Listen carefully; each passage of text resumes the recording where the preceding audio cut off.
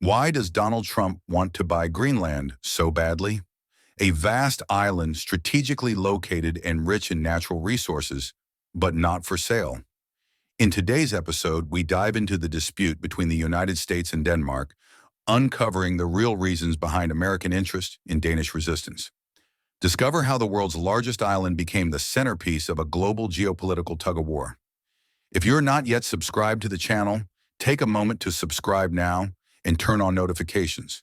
That way you won't miss any analysis like this and will stay updated on global geopolitics.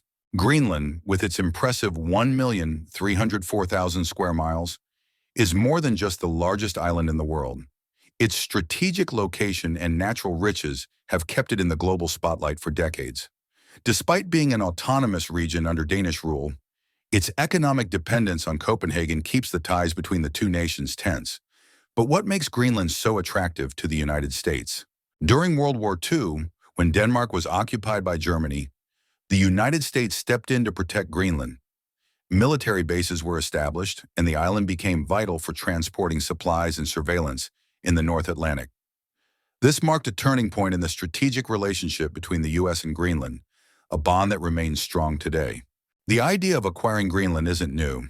In 1946, President Harry Truman offered $100 million to Denmark for the island, citing its geopolitical importance during the emerging Cold War.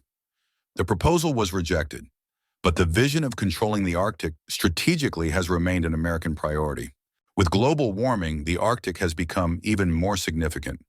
Greenland, once constrained by its permanent ice, now presents unprecedented opportunities. Rare minerals, oil, and natural gas are the biggest attractions. These resources are essential for advanced technology production, and with global dependence on China in this market, Greenland emerges as a potential strategic alternative. Polar ice melt is opening new maritime routes, reducing transport times between continents. This makes Greenland a critical logistical hub. Moreover, the American military base in Pituffik is crucial for missile defense and space monitoring, reinforcing the island's geopolitical importance for the United States.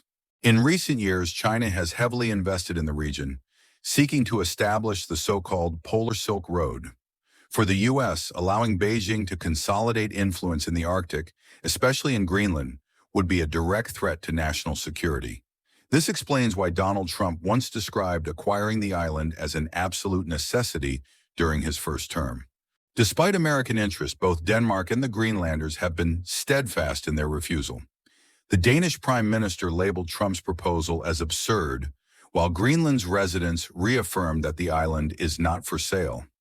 For them, Greenland represents more than a strategic asset.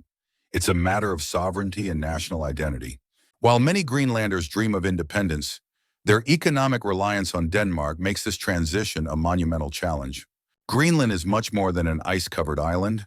It represents a strategic battleground where geopolitical, economic, and military interests collide. For the United States, it's the key to controlling the Arctic and an opportunity to reduce China's influence in the region. For Denmark and Greenlanders, the island is a symbol of identity, resilience, and an independent future. This dispute reminds us how the modern world is shaped not only by territories, but also by the unseen forces of global politics, climate change, and the race for natural resources. The future of Greenland remains uncertain, but one thing is clear: its importance on the international stage will only grow. If you like this video, don't forget to subscribe to the channel. It's free and helps us bring more content like this.